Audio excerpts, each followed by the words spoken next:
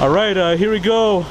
We have one of the stellar pioneers of the Toronto media industry for urban artists, T Filmz. How are you doing today, man? Very well, alive and well. Thank you for having me. No doubt. I've been like watching your interviews like for a while. Just to learn more about like the whole interviewing scene in Toronto, and even with the people being involved. I know with your involvement with ScrapGang interview, with Casper, like a legendary one so far, the Lost series, and then also with Papa Corleone, like those were like very like dope interviews, by the way, man. Thank you very much. And it's dope to have like another Toronto like blogger / journalist, coming in to speak their piece on like a lot of stuff here and there, so yeah. But I want to like start it off with you, since this is your own story and your own like knowledge. So where did you grow up, and what was the environment like for you, as well as like your childhood? Would you say that it was a good experience growing up, or would it be like very different? Growing up, first I was in Galloway, and then I moved to Upbringing. Growing up, I had a very comfortable childhood. I wouldn't say like I started from the trenches at the bottom. I always had everything I needed. Both parents active in my life. I had a big family, so I had a very fun, active childhood. It was free, and there was some rough patches, but when I look back, definitely happiness, and yeah, I just thank my parents for that. I can't complain. No doubt. I mean, Galloway and like Malvern, they have like a very unique like music scene there.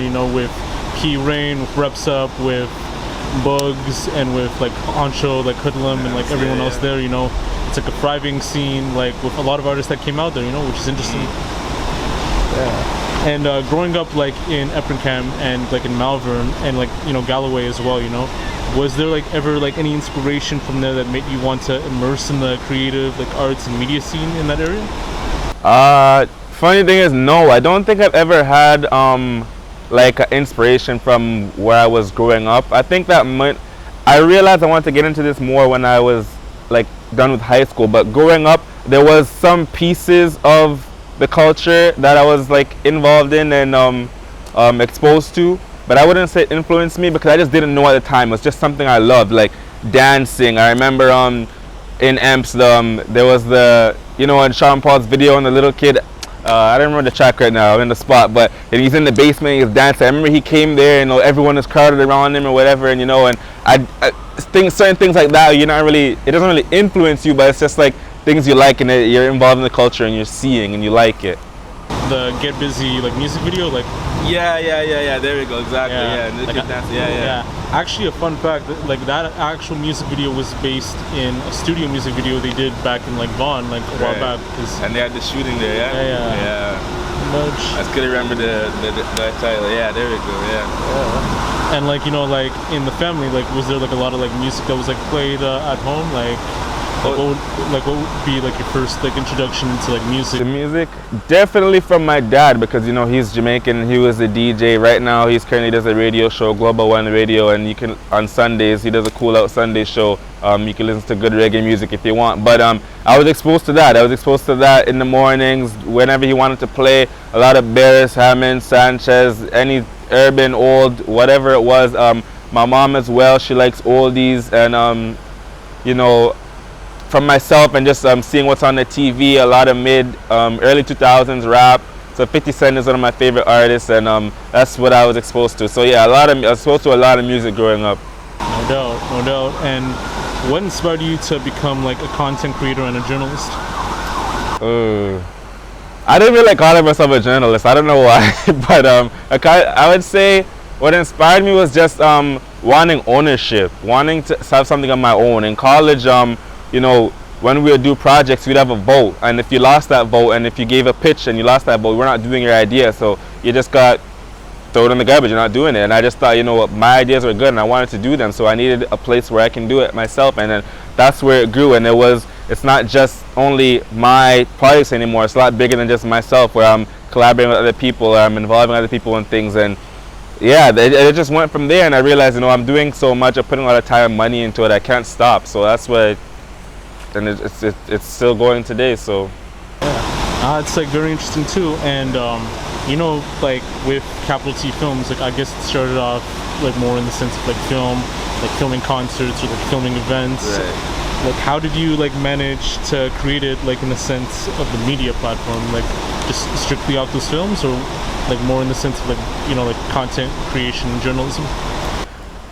The thing is, I'm very indecisive of what I want to, like that's what people in college always told me, oh, focus on one thing, but I realized I like a wide variety of things. I needed to practice, you know, working the camera and things on, it wasn't just one type of specific piece of content. It was music, it was concerts, it was interviews, it was whatever I could do, right? Events. So that's what I sort of just went with, and I realized that's what I love. I love doing different things. I don't want to put myself in a box, and yeah, if that answers your question. No doubt. It's kind of like sort of like with me, like with ownership and with like I haven't like actually went to school to do like video production and, you know, like making videos, but right. It was just kind of something that happened to me, like that just happened on the spot, you know, like having a camera for graduation and just like learning about that. So that was like interesting too. But like with others, they have like different like aspects to doing it, like going to school or learning from an apprentice. So do you feel like you don't need to go to school to do the certain things you do, like run a media platform or like work on like videography and that type of stuff? I don't feel you need to go to school, but it definitely has its benefits. A lot of people will tell you, oh, just go strictly, do it yourself and just get started and you don't need school. It depends on the type of person you are. I think school, there's definitely a lot of benefits where it allows you to take your time and learn, and it allows you to just be at a basic level, and it allows you to have one-on-one time with people. It allows you to have peers that you can ask, oh, come hold this camera for me or do this or whatever, and you take it a little bit at a time, and it allows you certain resources, right? So yes and no, because other people, you know, they may feel like, oh, just go on YouTube, whatever, and do it, and you know, it's a balance. I do both. I'm still learning. I'm still on YouTube. I'm still learning from other people, but my time in school, I won't regret it. I went to Centennial College, and I definitely learned a lot, and I'm happy I went there. So it's a you know, it's a scales thing. Yeah, no doubt. I know what you mean. And you know, like with Toronto, like right now, like there's like two different types of like journalism, like the ones that we do, like more with like urban artists and with, you know, the actual people, and then the real ones of like, you know, Blog TO and like City News, all that type of stuff. Do you feel that there's like certain differences in how independent journalism is like handled versus mainstream like journalism, you know, based on ethics, freedoms? And do you feel like about how journalism is portrayed in Toronto based on like bigger platforms versus like smaller platforms and all that?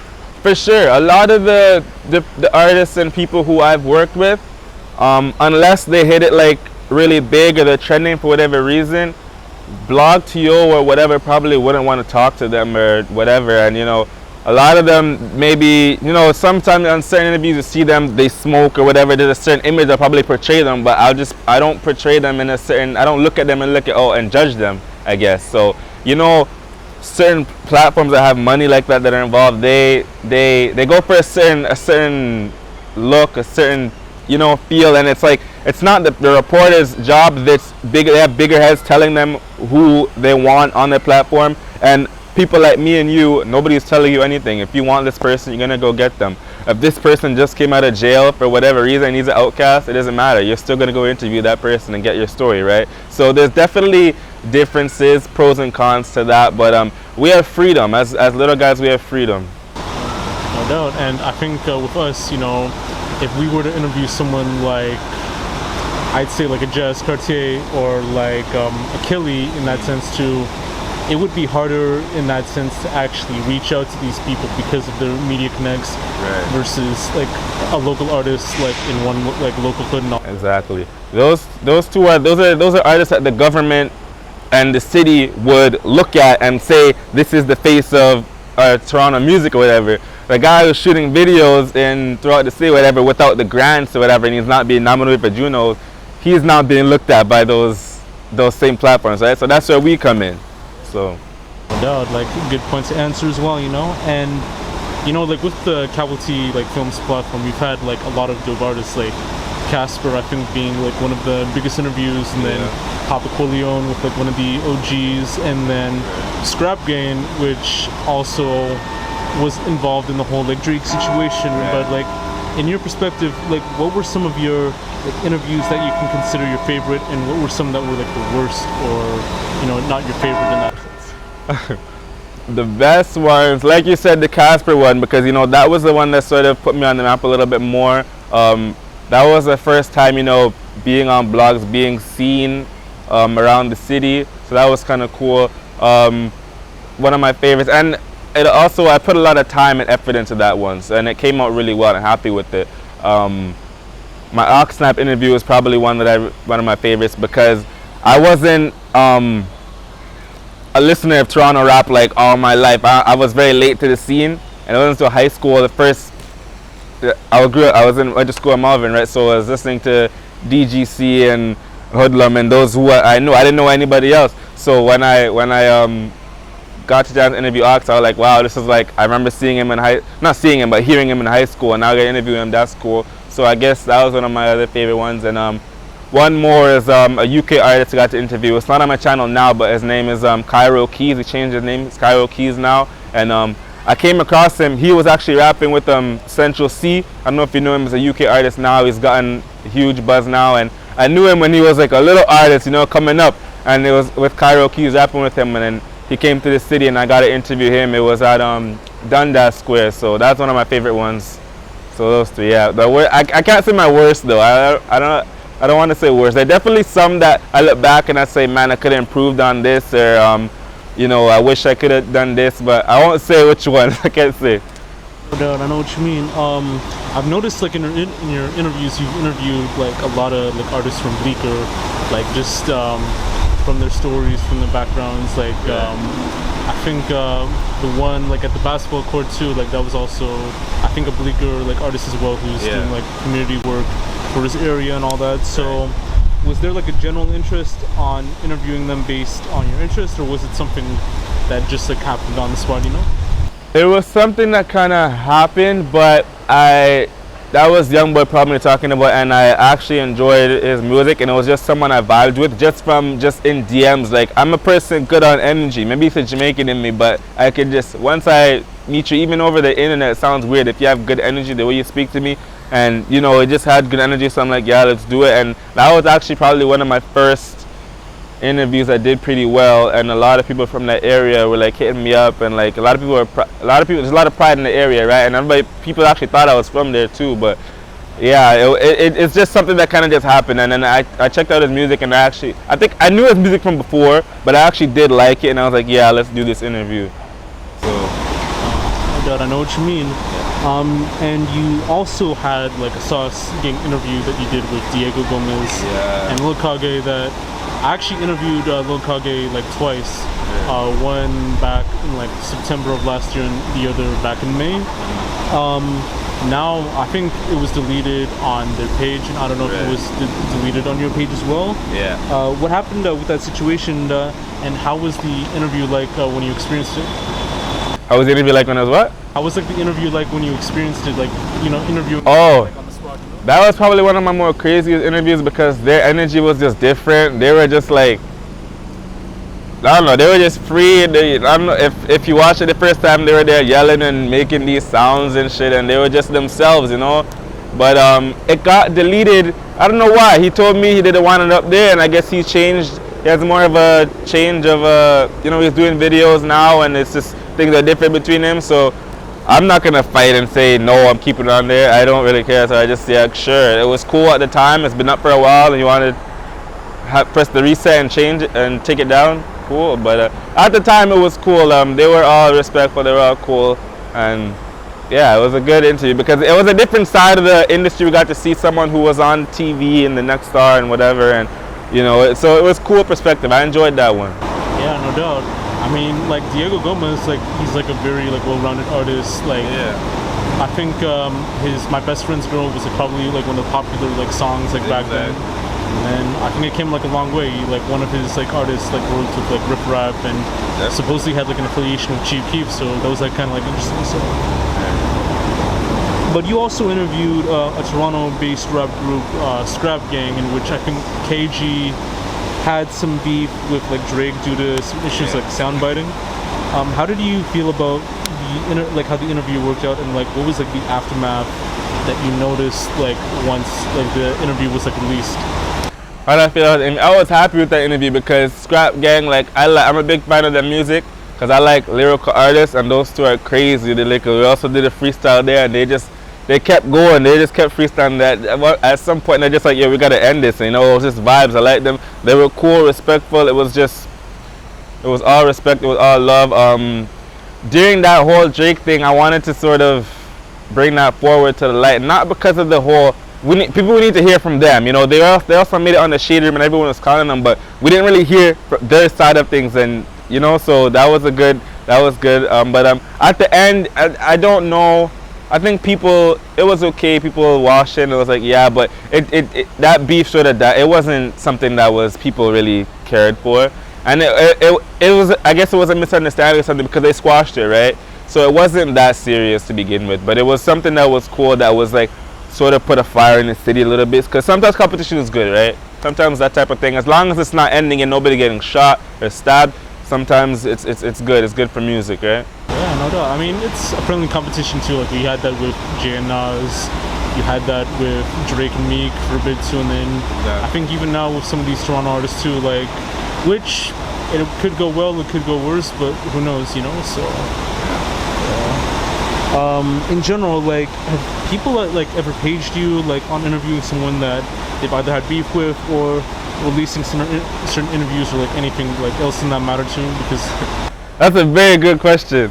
What do you think? I have to answer the question with the question. What do you think? I feel like in some cases too, like I know like some people might say like if it's like a certified like hood rapper or like a certified man like on the streets like that, I think some people would be like, yo, don't interview him like he's an op, or don't like link with him like he's an op too, and that happens like everywhere. Say Cheese with maybe with we Love Hip Hop too sometimes too. Like I think sometimes they interview one side and they're beefing with the other sometimes too. Like it can cause like issues on. Yeah, no, sir. I've actually never ever had anybody pay me for anybody. But then again, I don't really have that much artists that are into the whole thick of the whole hood politics. And the thing is, sometimes if they're on your platform and they're saying certain things about certain people and they're throwing up whatever and they're throwing it in their face, then maybe you'll get that. But I haven't had any artists come on my platform and throw up whatever side and just this person or whatever, so maybe that's why. But yeah, I've never had anybody. The funny thing is, throughout anything that I've done with Capital T Films, I've never gotten any hate. I've only gotten love, which is surprising. I've only gotten love. If it wasn't love, then the person just ignored me, which is okay. It happens. I reach out to a lot of people, and sometimes we don't connect for whatever reason. But any type of feedback I've gotten from this city, it's been love. Yeah, no doubt. I mean, like, if you're doing good, you're doing good. Like, even if you have, like, haters, too, in some sense, it means you're still doing good, but, like, maybe not in the whole, like, hey, like, I'm carefree, like, in that sense, too. Like, I'm gonna have problems. Like, either way, like, you're gonna do fine, like, one way or the other, So, yeah. Exactly, yeah. I think this is, like, one interesting question that I had so far. Yeah. And that was, like, something that happened recently. So, Honcho Hoodlum, like, you've listened to him like a while back, like with the whole DGC thing and that whole like Upbringing, like Malvern type scene Galway too. So he shared a post on Instagram stating that when bloggers like screen record and repost like rappers like live stream, like you've seen it on like YouTube with Rockboy Ninja, maybe Shane the Six or We Love Hip Hop. Like when they repost a live stream on the internet, it's like wearing a wire. In your opinion, do you feel like reposting an artist like live stream on the same internet that the artist publicly broadcasted in front of a large audience counts as like snitching in that sense? I wouldn't say it's snitching. I wouldn't say it's like wearing a wire. I would say it's more like pointing in a direction. You know what I mean? It's like, cause it's basically like if police are on the scene and I'm pointing this way. You know what I mean? That's kind of like what it is. It's like a mirror. You're putting more light on the situation. So if I see a rapper's live and I'm screen recording whatever, I'm making it bigger, I'm making it more known, I'm making it more accessible. But I'm not the one who's recording it. You recorded and put it up there, yes. But at the end of the day, I'm furthering it. I'm giving it more attention. I'm putting it more exposure to whoever can see it. So I wouldn't say it's snitching, but it's definitely pointing it in the certain direction. Yeah, no doubt. I know what you mean.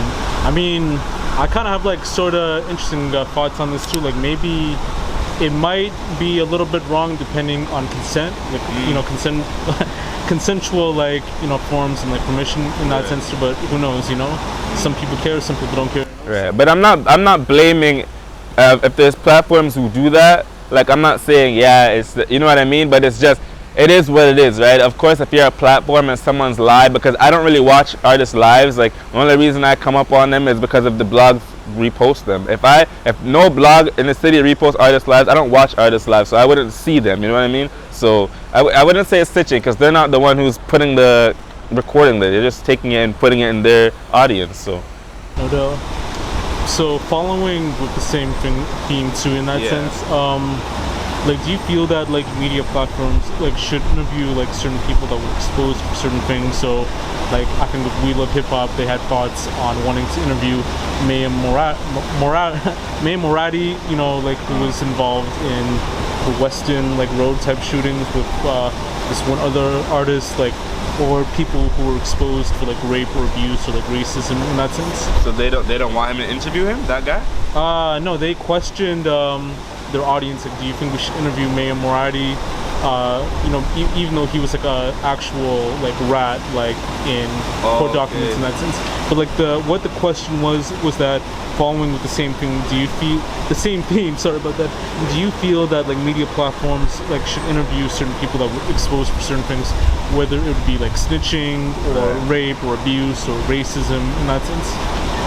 I would say it depends on who you are and depends on your audience, right? If you want to go into the hood audience and live by these street codes and ethics, like don't dip in and out of it, right? If you interview a certain type of people, if you're going into certain areas or picking people from certain areas and they live by a certain code or whatever, and then you flip back and then you're interviewing somebody who has paperwork or whatever, that's probably not a good idea because of how you set yourself up, right? So but I wouldn't say it's wrong or they shouldn't do it. As a content creator, interview whoever the hell you want to interview. It's your platform, but just know what comes with it, right? Because if you're interviewing a bunch of rappers who live by a certain lifestyle and that's your audience and they love it, and then you're gonna come through with somebody who has paperwork and they don't love it, they're gonna watch it because it's still controversial, but that's who your audience is and that's who you're catering to. So just know what comes with it. But I wouldn't say I'm not gonna say who you should and shouldn't interview, but just know what comes with what you're doing, right? Yeah, no doubt. I get what you mean.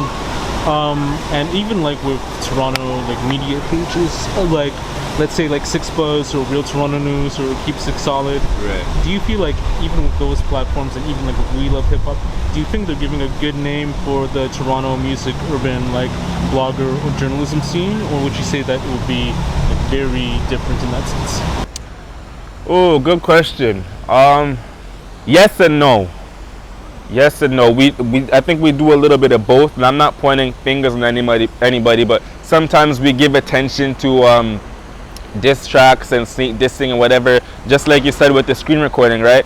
It's not snitching, but you're pointing it in the direction, you're giving it light, so people are seeing it now and it's getting bigger, it's getting views, and now this person maybe has to respond or whatever. Now they're under your comments or whatever, arguing, whatever. You're giving it a platform to shine. But I spoke about this again, like it's not their fault because they're the ones that are fighting, but yes, you still have I believe you still have a part in it, right? But it's like you're putting that in the light, and it's like that's what you're repping as Toronto, so that's what's out there now. But at the same time, there are some good, right? I see them also posting about the back to school thing DJ Charlie B did, and they're posting artists who are just trying to make money from the art, right? So it's scales. We do both. I'm not gonna be a hypocrite and say like it's all bad. We definitely do both.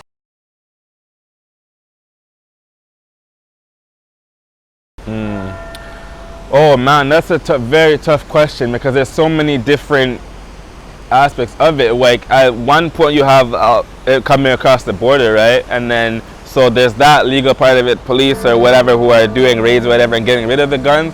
But then you also have the youth who are deciding to pick up the guns that people want to put it in their hands. So for me though, excuse me, a lot of my content I focus on the younger generation who, well, I don't want to say younger generation, even my generation of people who are in the process of taking up that gun. So that's who I target. So I think it would more focus on one element that can sort of curb the violence is just put in that knowledge and deter people from making those choices.